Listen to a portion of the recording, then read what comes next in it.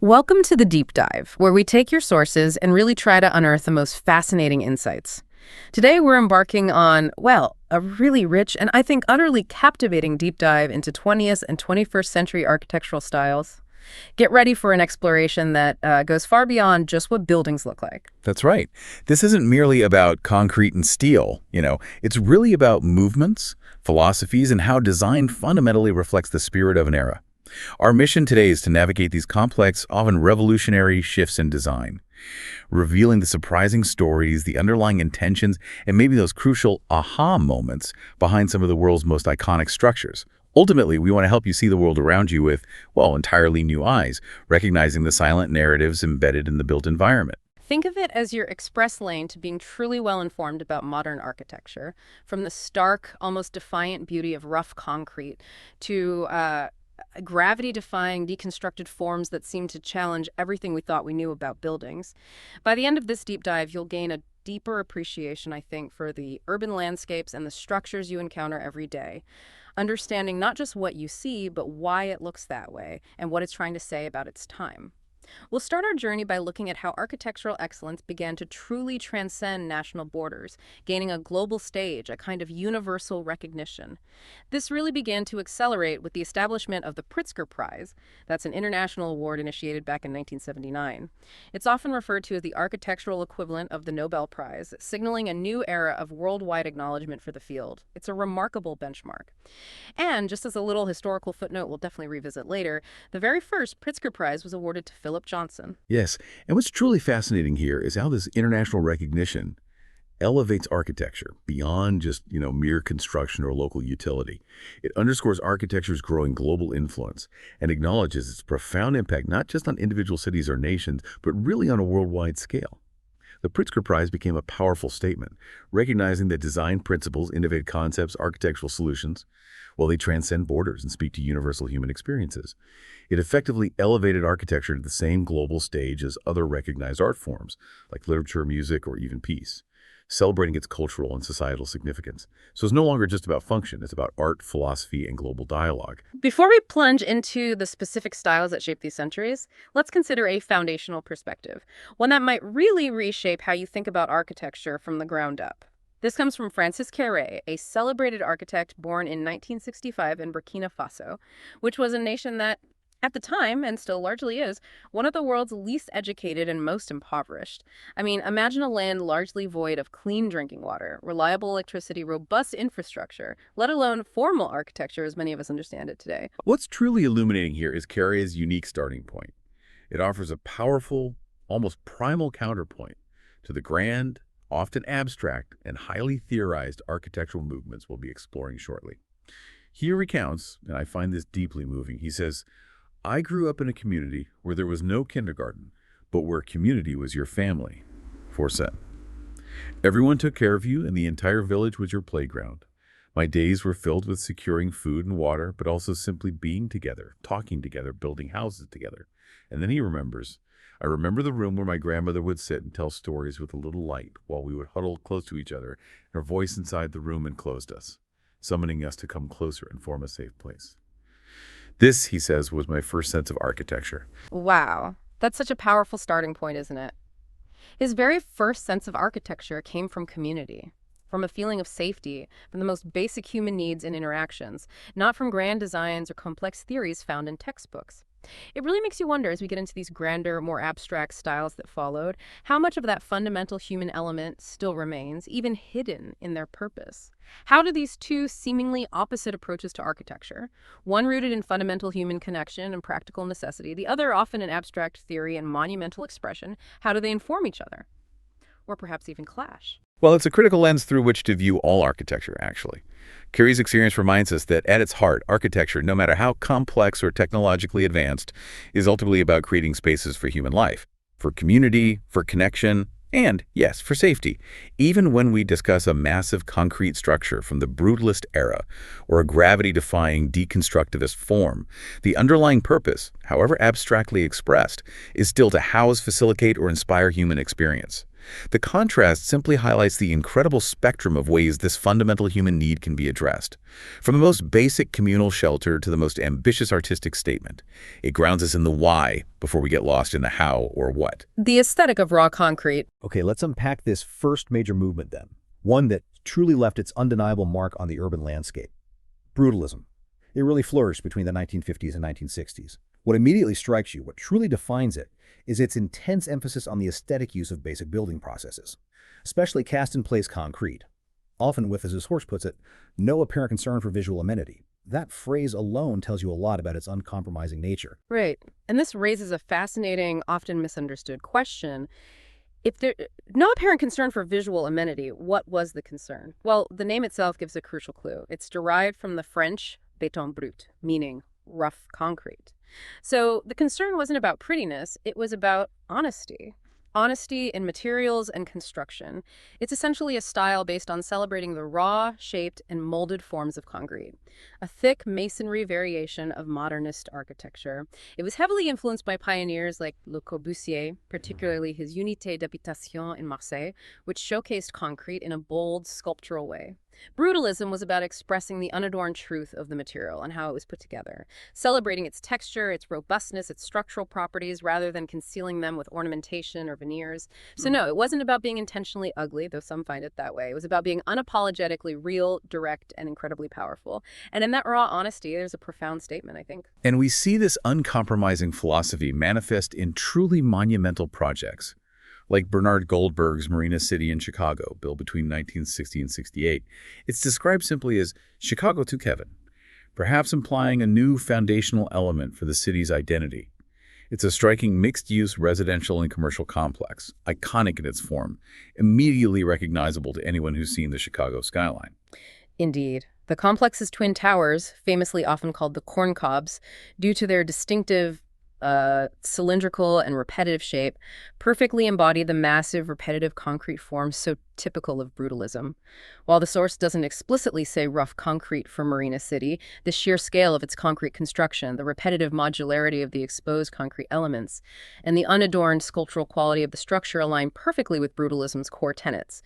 It's a monumental statement in concrete, dominating the skyline with its bold, almost machine-like presence, offering dense urban living within a strikingly sculptural form that feels both alien and strangely organic. They were designed to be a city within a city, a total environment.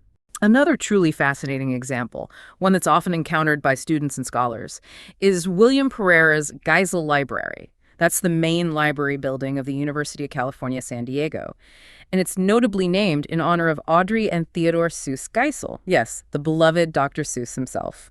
Its design is particularly symbolic, making it a truly memorable structure that directly communicates its purpose. The building's prominent, almost soaring arches, in combination with the individual floor designs. Well, they're ingeniously intended to look like hands holding up a stack of books. It's a direct, powerful visual metaphor for its function as a repository of knowledge. It has 8 floors in total, with 2 of them intelligently placed underground, which is a common feature in brutalist structures, maximizing internal space while maintaining that strong, imposing exterior. These underground levels house crucial sections of the library, including study spaces and computer labs, maximizing the functional area while preserving the striking architectural form above ground. The building really speaks to its purpose through its very shape, a concrete monument to learning. Then there's Moshe Safdie's Habitat 67, designed for Expo 67 in Montreal, Quebec. It's not just a building, but a truly radical model community and housing complex that really pushed the boundaries of residential architecture and urban planning. Oh, absolutely. This structure, with its interlocking prefabricated concrete units stacked and arranged in a seemingly haphazard yet deeply considered way, it's a prime example of brutalism's focus on modularity and bold sculptural forms, even when applied to a residential context. Safdie was exploring new ideas about urban living and community, aiming to combine the benefits of suburban homes, like gardens and privacy, with the density of urban apartments. The massive concrete blocks allowed for a highly adaptable and distinctive massing, creating unique outdoor terraces and private spaces for each unit, mimicking individual houses within a larger, interconnected structure. It's a concrete village stacked vertically, demonstrating how a material often associated with heavy public buildings could be reinterpreted for innovative, humane housing solutions. It's a powerful statement about density, individuality, and perhaps perhaps a utopian vision for urban living. Postmodernism, 1960, reaction revival, and less is a bore. Okay, so moving firmly into the 1960s, we see the emergence of postmodernism, a sweeping movement in architecture and decorative arts that arose in direct, often playful, reaction to the perceived rigidity and stark, universalizing principles of modernism. It encourages the explicit use of elements from historical vernacular styles, traditional local building methods, forms, ornamentation unique to a place, often incorporating illusion, decoration, and a new, almost theatrical embrace of complexity. This is where we shift dramatically from the unadorned starkness and, well, puritanical honesty of brutalism. Postmodernism explicitly found inspiration from the past, consciously moving away from that less is more mantra that had defined modernism, which often stripped buildings down to their bare essentials. In fact, Robert Venturi, a pivotal figure, a true intellectual leader in this movement, famously published his manifesto in 1966, Complexity and Contradiction in Architecture. And in it, he delivered a brilliant, slightly ironic, and incredibly provocative declaration that became the rallying cry for the movement. Less is a bore! Less is a bore. What I love that. It was a direct, witty challenge to the perceived austerity and universalism of modern architecture, advocating for richer, more referential, often contradictory, and far more expressive designs. It was architecture rediscovering its sense of humor and its deep connection to history. Venturi's own home, designed in 1964 for his mother, Vanna Venturi, in Chestnut Hill, Philadelphia. It's described as the very first important demonstration of postmodern ideas. It's almost like a living manifesto, isn't it? Every element seems to be a deliberate statement against modernist norms. Absolutely. It's a textbook example of his philosophy. In its interior, the visual consequences of its unusual, almost jarring planning are immediately evident. For instance, the way the stair and fireplace chimney element playfully constricts the space creates unexpected spatial experiences and forces you to confront unusual geometries. It deliberately plays with expectations. Surprisingly, even conventional furniture often contrasts with these unusual forms, further highlighting the building's unique geometry and its inherent contradictions. In the plan itself, Venturi masterfully demonstrates some of the complexities and contradictions central to his design thinking. Rooms have corners cut off at diagonals, creating skewed perspectives. A central entrance strangely requires a sharp, almost disorienting turn to reach the doorway. And a stairway that begins at a welcoming grand angle suddenly widens and is then abruptly narrowed mid-flight. It's a deliberate embrace of ambiguity and a rejection of straightforward, functionalist clarity, creating a rich, layered, and endlessly surprising experience for the inhabitant. It's a house that makes you think. Michael Graves, another incredibly influential figure in postmodernism, developed a wide-ranging eclecticism. He was known for abstracting historical forms, not copying them directly, but sort of reimagining their essence and placing a strong emphasis on bold color. His buildings often generated an almost ironic vision of classicism, becoming classical in their grand mass and order, but with a distinctly playful, modern twist. The Portland Municipal Services Building, completed in 1982, is a perfect illustration of Graves' distinctive approach. This blocky edifice is powerfully dominated by highly abstracted classical elements, including monumental, flattened columns that don't quite carry a load, symbolic pediments, and a frieze-like decorative band, all thoughtfully set amid a grid of relatively small square windows that feel almost punch-like. A distinctive, monumental, teal-colored podium encompasses the entire entrance level, creating a grand base. And above the front doors, it features a classically styled sculpture of a woman called Portlandia by artist Raymond Kaseski, adding another layer of historical illusion and civic grandeur. Even a refurbished elevator lobby on the ground floor thoughtfully offers views of the park outside, subtly integrating the exterior environment. It playfully reinterprets tradition, not by slavishly copying it, but by reimagining its essence with modern materials, a distinctive color palette, and a real sense of theatricality. He was controversial at the time, wasn't he? Oh, very, but undeniably made a statement. And we come back to Philip Johnson. Earlier we noted he received the very first Pritzker Prize.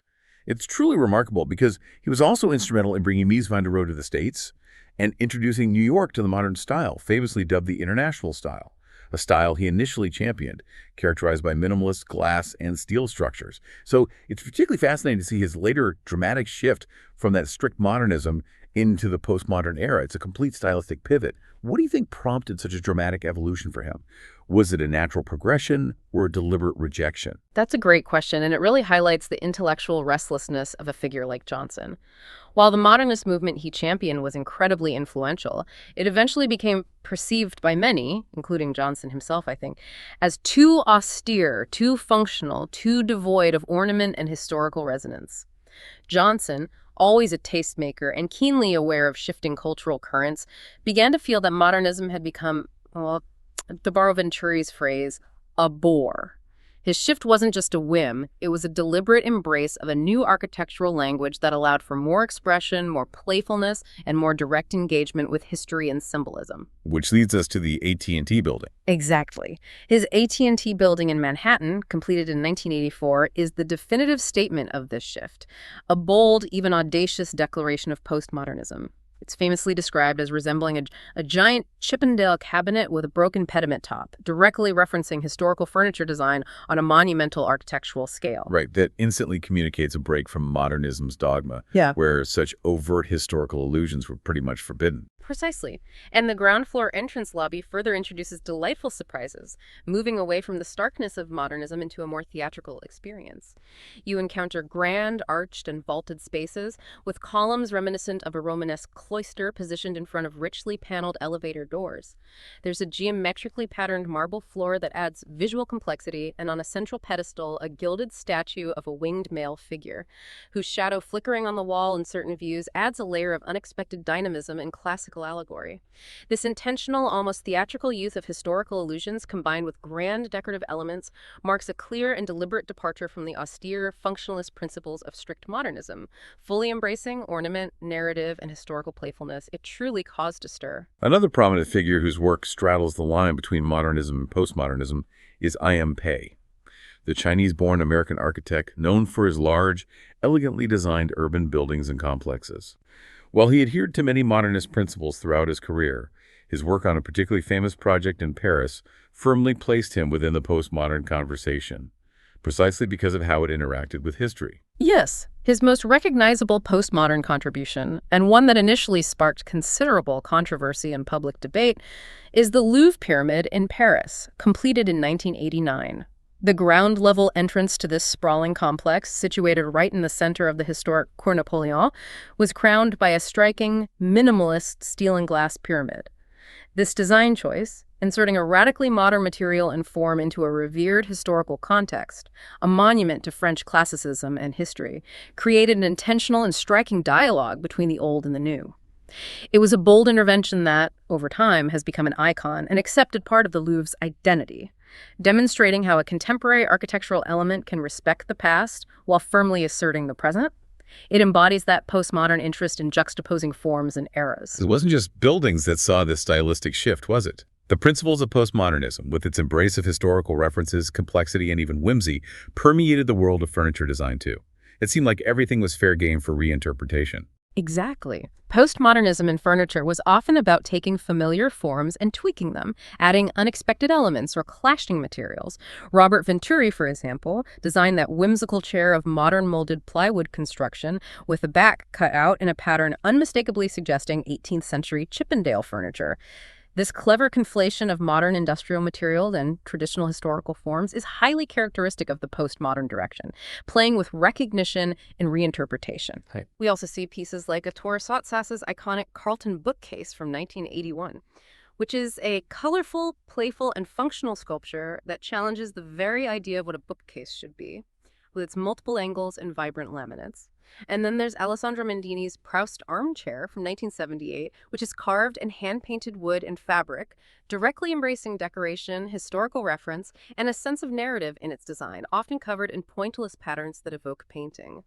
These pieces are not just functional, they are art objects that tell a story, inviting a different kind of engagement, proving that less is a bore extended well beyond buildings. High-tech, 1970. Structure, systems, and sustainability on display. Okay, shifting gears once more, now to the 1970s. We arrive at the high-tech period style. It's a fascinating and visually distinctive approach. Its primary goal seems to be liberating the maximum volume of interior space by strategically positioning all its working elements, the stairs, lifts, escalators, and various utility systems like plumbing, ventilation, electrical conduits, outside the interior envelope of the building. This is often called structural expressionism, literally bringing the utilities and the structural guts of the building outside for all to see. It's a radical transparency. That's a good way to put it.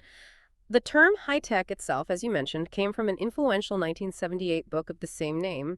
It meticulously documented this emerging trend toward using industrial materials and exposing mechanical systems in design. It highlighted a crucial realization that more than half the cost of any modern construction project is generated by complex electrical, telephone, plumbing, and air quality systems.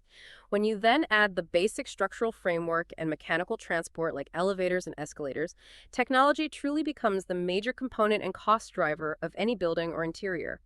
This style, interpreted in both architecture and interior design, is fundamentally about celebrating the mechanics of a building, turning its internal workings into its external aesthetics, almost like a giant functional sculpture.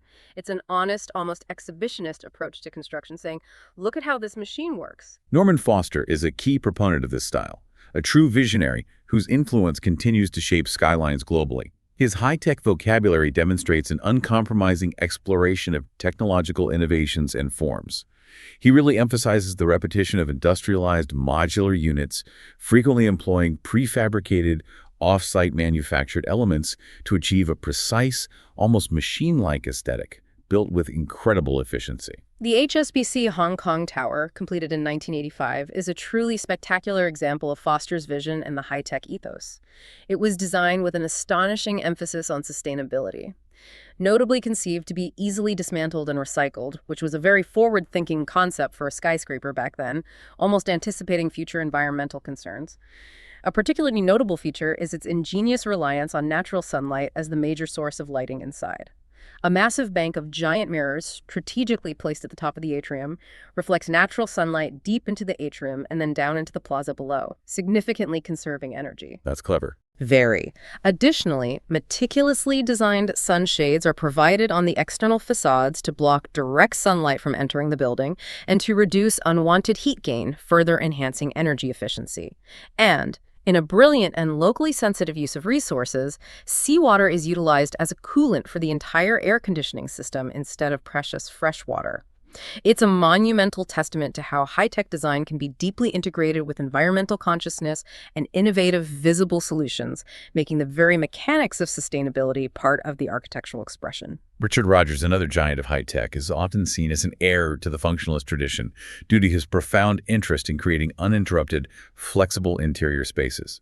His concern with total flexibility and a very obvious technical imagery has even been termed late modern, pushing the boundaries of what modernism could achieve with advanced technology by making that technology visible.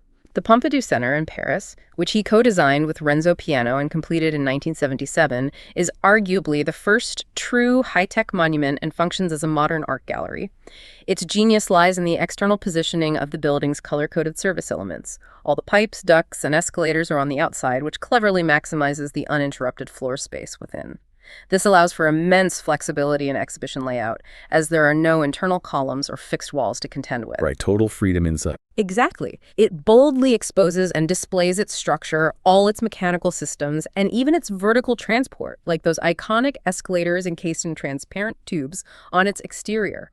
This creates a striking visual narrative that, on the west side, suggests the intricate scaffolding of a building under construction, and on the east, the complex network of pipes and tubes resembling an oil refinery. The interior uses a gallery, features movable wall and ceiling panels, with the quality of the space truly established by the entirely exposed structural and mechanical system elements, earning it the popular and apt designation of a machine for art. It's an inside-out building that celebrates its own mechanics. Renzo Piano, the other half of the Pompidou Center's design genius. Yeah. He's known for his keen investigation into the world of machines, like Rogers, but also, interestingly, for his deep respect and exploration of the properties of traditional materials, things like timber, brick, plywood, and bamboo. This offers a more nuanced approach to high-tech, blending advanced technology with a profound respect for natural and local materials and contexts. His Jean-Marie Tjibaou Cultural Center, completed in 1998 and located in New Caledonia in the South Pacific, is a brilliant demonstration of this blend. It features striking curved structures made of glass, stainless steel, and laminated timber materials chosen for both their high-tech capabilities and their natural warmth and resonance with the local environment. Crucially, exterior voids worked into the plan and fenestrations. The arrangement of windows and doors in the building envelopes physically open the project to the site, profoundly deepening the inhabitants' sense of place and connection to their surroundings. Even more impressively, an intelligent passive ventilation system, utilizing the natural breezes from the lagoon, removes the need for energy-intensive air conditioning. Making the building's clean, natural air supply an experiential part of the center's design, it sort of breathes with its environment. Yeah. The form of the shells elegantly negotiates a blend of traditional construction methods, evoking local building traditions, and a tapered, dematerializing profile that beautifully plays off the texture of the surrounding trees. Within and between these unique forms, a carefully choreographed procession of museum spaces takes visitors on a journey that weaves back and forth between intimate indoor enclosures and the surrounding island. It demonstrates how high-tech principles can embrace natural and traditional elements to create deeply meaningful and sustainable architecture. Expressionism, critical regionalism, deconstructivism, and formalism. Okay, moving into other significant contemporary styles that began to emerge around the 1970s, we first encounter Expressionism. Now, this style isn't entirely new to the 20th century. It actually evolved from the avant-garde artists and designers in Germany and other European countries during the early 20th century, bringing a powerful emotional and abstract quality to buildings, often as a reaction to industrialization and the perceived dehumanization of the modern world. Exactly. When we talk about Expressionist architecture, key features include strikingly distorted shapes, fragmented lines that create a sense of dynamic movement, organic and biomorphic forms. Biomorphic. Yeah, meaning shapes and structures directly inspired by living organisms or natural processes like plants or bones, Yeah. and massive sculpted shapes that feel almost primal or raw. There's also an extensive use of concrete and brick, often left exposed, and a distinct lack of symmetry, rejecting classical order in favor of emotional impact and expressive form. It was about expressing inner feeling rather than external reality. The Einstein Tower in Potsdam, Germany, designed by Erich Mendelsohn and completed way back in 1921, is a prime and very early example of Expressionism in action, almost a precursor to some of the later concrete explorations. It's an astrophysical observatory built on the Potsdam Telegrafenberg to house a solar telescope designed by astronomer Erwin Finlay Freundlich.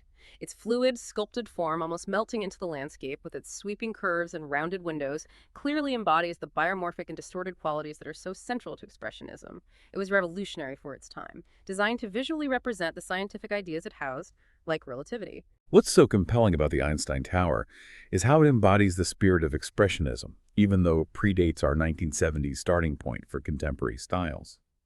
Its design, almost like a piece of sculpture itself, was meant to express the dynamic, fluid nature of scientific discovery, particularly Einstein's theory of relativity.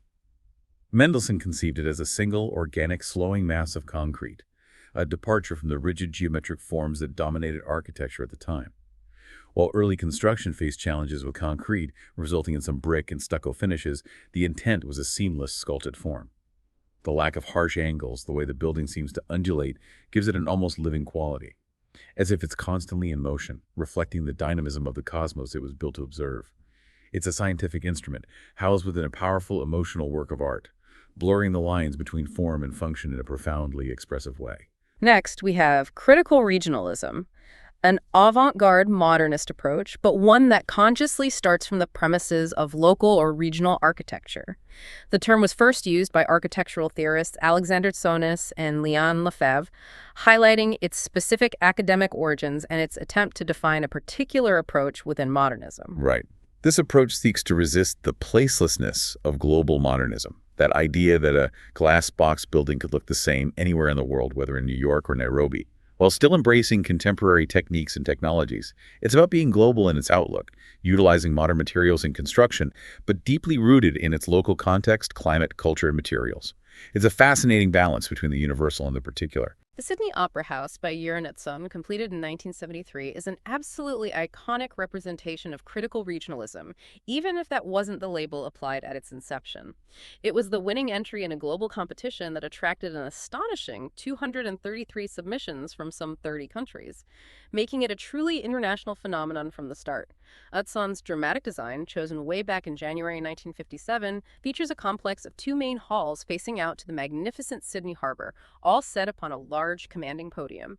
Each hall is topped with a row of striking, sail-shaped interlocking panels that serve as both the roof and powerful sculptural elements, immediately evoking the harbor and its maritime activity, connecting the building to its specific place. And it's not just about visual appeal and competition wins. It's a masterclass in integrating with its environment. Beyond its striking visual appeal and global recognition, the Opera House also brilliantly employs critical regionalist principles through its highly innovative sustainability features. For example, its heating and air conditioning system is powered by cold seawater pulled directly from Sydney Harbor, integrating a local natural resource into its modern function in a remarkably innovative way. That's ingenious. Isn't it? The complex shell-like roofs, though appearing organic, were an immense engineering challenge, solved by advanced precasting techniques, demonstrating a modern technological solution to achieve a form that is both globally significant and uniquely evocative of its so-called maritime context. This demonstrates how a building can be cutting-edge and globally recognized while simultaneously being deeply respectful and integrated with its immediate environment and local climate. Resisting a generic one-size-fits-all approach, it's a perfect blend of high-tech prowess and profound local wisdom, shaping Sydney's identity forever. Now, on to deconstructivism, or simply deconstruction, an approach that attempts to view architecture in bits and pieces, where the basic elements of architecture like walls, floors, and roofs are literally dismantled, twisted, or fragmented.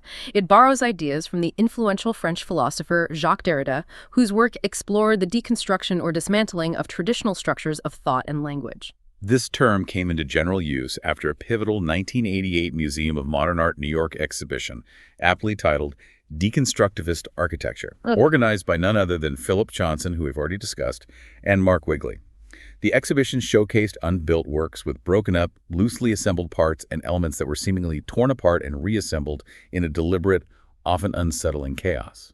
This wasn't chaos for chaos's sake, but rather illustrating both the perceived imperfection and fragmentation of the modern world, and in Johnson's provocative words, the pleasures of unease. The pleasures of unease? Exactly. It challenged the very notions of harmony, unity, and stability in architecture.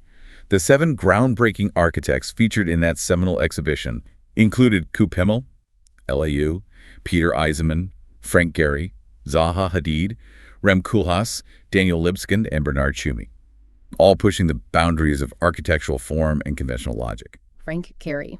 The Canadian-American architect and designer is undoubtedly one of the titans of this movement, renowned for his original, sculptural, and often audacious work that has won him worldwide renown. He studied architecture at the University of Southern California and city planning at Harvard, establishing his own firm back in 1962.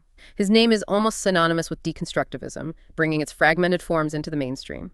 His Guggenheim Museum Bilbao in Spain, completed in 1997, is a true testament to this style. An explosion of titanium curves that seems to defy gravity, appearing almost liquid, or as if a giant crumpled a piece of paper. Its atrium is described as the real heart of the museum and one of the signature traits of Frank Gehry's architectural design.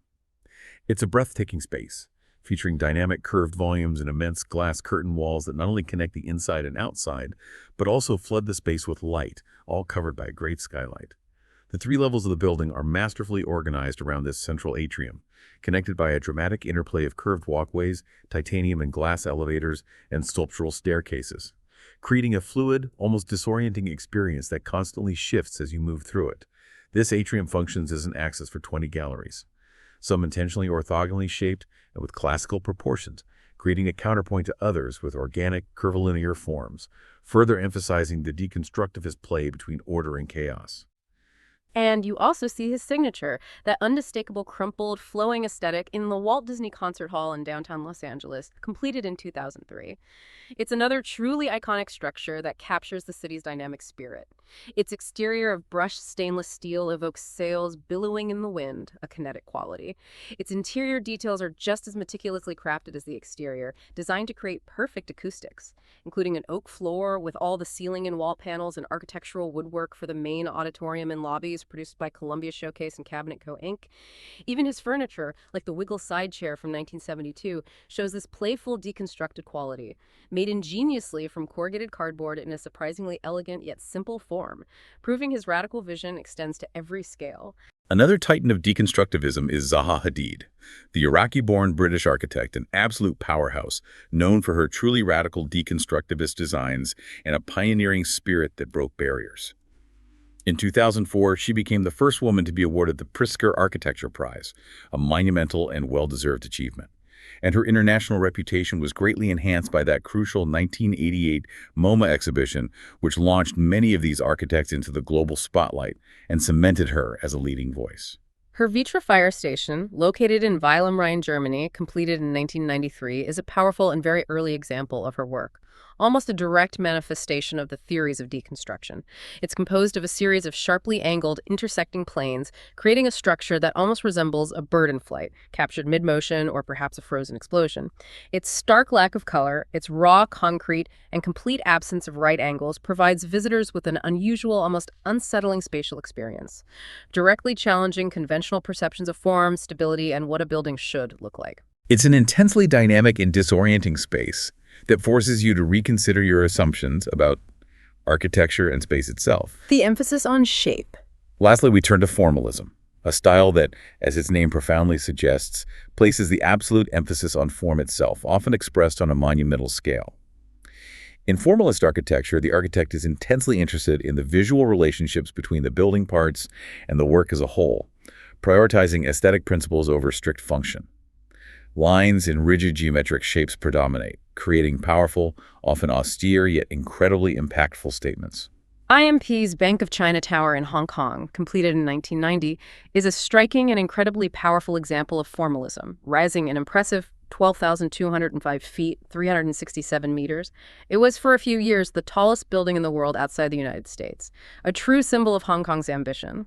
Its distinctive three-dimensional triangular shape, quadrilateral at the bottom and gradually becoming trilateral at the top, was meticulously designed by Pei not just for aesthetics, but for profound structural logic. So form follows function here in a way. Or rather, form is function, deeply integrated. According to Pei, this unique form, resembling bamboo shoots growing, transfers all vertical stress to the four corners of the building, making it very stable and wind-resistant, which is a crucial consideration in typhoon-threatened Hong Kong. Here, the powerful, highly articulated form is intrinsically linked to and derived from structural necessity, creating both an elegant, iconic silhouette and an incredibly resilient skyscraper. It's a prime example of form and function becoming one, with form taking the lead in its visual impact. Another incredibly striking example of formalism is the United States Air Force Academy Cadet Chapel, completed in 1962 by Skidmore, Owings and Merrill, SOM, and specifically designed by Walter Netsch. It's arguably the most distinguishing feature of the cadet area in Colorado Springs, a truly memorable landmark that seems to pierce the sky. Its most striking aspect is its soaring row of 17 spires, almost like a series of monumental shark fins or perhaps the wings of jets launching upwards. The original design actually called for 21 spires, but this number was reduced due to budget issues. The structure itself is a remarkable feat of engineering and geometry, a pure expression of form. It's comprised of a tubular steel frame consisting of 100 identical tetrahedrons. Tetrahedrons. Yes, those four-sided pyramid shapes. Each tetrahedron is a substantial 75 feet long and weighs 5 tons, and they are all meticulously enclosed with aluminum panels. The tetrahedrons are spaced a precise foot apart, deliberately creating gaps in the framework that are then filled with 1-inch thick colored glass, creating a dazzling kaleidoscopic play of light and shadow within, casting vibrant hues across the interior. The tetrahedrons comprising the spires themselves are filled by triangular aluminum panels, maintaining the clean geometric aesthetic, while those between the spires are filled with an intricate mosaic of colored glass set in aluminum. This relentless repetition of a single, powerful geometric form, the tetrahedron, creates an undeniably powerful, almost transcendent, formal statement that is both rigorously mathematical and profoundly visually arresting. It's a masterpiece of geometric abstraction and monumental design. What an incredible journey we've taken through the evolution of 20th and 21st century architecture. From the raw honesty and massive concrete forms of brutalism to the playful complexity and historical references of postmodernism, the exposed mechanics and sustainable innovations of high-tech, and the fragmented yet purposeful designs of deconstructivism, all the way to the rigorous geometry and structural logic of formalism. It's clear the buildings are far, far more than just shelter or functional spaces. Indeed. We've seen how architects, through these distinct styles, have continually pushed boundaries, challenged conventions, and integrated new technologies and local contexts in incredibly innovative ways. These styles aren't just superficial aesthetic choices. They reflect deep shifts in how we live, how we interact with our environment, and how we perceive the very purpose and meaning of a building and society.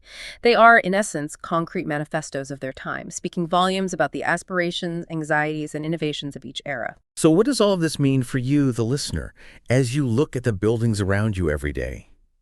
You're now equipped with a whole new vocabulary, a deeper understanding of the forces that shape them, and perhaps even a fresh perspective on the spaces you inhabit. Well, if we connect this to the bigger picture, consider how these architectural movements, often seen as mere structures, reflect the shifting values, the technological advancements, and even the philosophical anxieties of the eras they represent.